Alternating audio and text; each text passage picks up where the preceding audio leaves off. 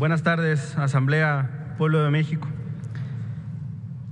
Los foros de discusión de la reforma judicial organizados por la Comisión de Puntos Constitucionales de la Cámara de Diputados están resultando fructíferos y estamos profundizando en el debate nacional, aunque de repente existan regresiones discursivas por parte de algunas y algunos de los actores principales en este debate. Fue el ministro Pardo Rebolledo al Palacio Legislativo de San Lázaro en el primer foro y ofreció como primer saque, como punto de partida, una reforma gradual para la renovación de los espacios en el Poder Judicial Federal. Lo secundaron gran parte de las y los ministros, las y los consejeros de la Judicatura Federal. Ahora vemos en una de las primeras planas de los diarios nacionales una regresión discursiva de la ministra Norma Piña, quien dice no a la reforma, ni siquiera en un esquema gradual. Falta aclarar si habla a título personal o habla como presidenta de la Suprema Corte. Lo que refleja la nota del diario Reforma es que no tiene un consenso al interior de la Suprema Corte y esto reflejaría, con todo respeto, su impertinencia, su falta de diálogo y de respeto a sus pares y, por supuesto, su incongruencia.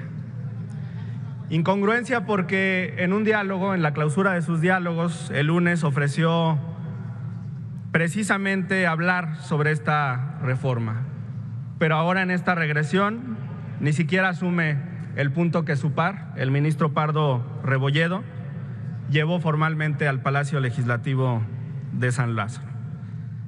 Hay entonces pluralidad, hay diferentes posturas. La ministra Lenia Batres considera que la renovación tiene que ser total. El ministro Pardo considera que tiene que ser gradual y la ministra Piña dice ni gradual ni total, ninguna renovación por el voto popular.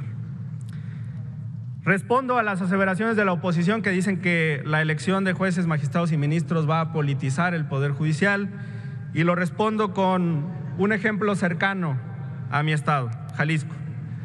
El último ministro de la Suprema Corte de Justicia de la Nación de mi estado fue un gran jurista con el que ideológicamente no coincidí, pero respeto y reconozco su trayectoria como abogado. Sergio Salvador Aguirre Anguiano acaba de conmemorarse el 4º aniversario luctuoso de su fallecimiento. Su último trabajo antes de ser ministro de la Corte fue en el sector público, regidor por el Partido Acción Nacional en el Ayuntamiento de Guadalajara. Y su origen en un órgano deliberativo no implicó, creo, una politización de su función. De otro modo, estarían consintiendo con el argumento que se escuchó aquí, que lo llevó a la Suprema Corte el PAN, y no creo que haya existido una correspondencia, a menos que estén consintiendo esa postura.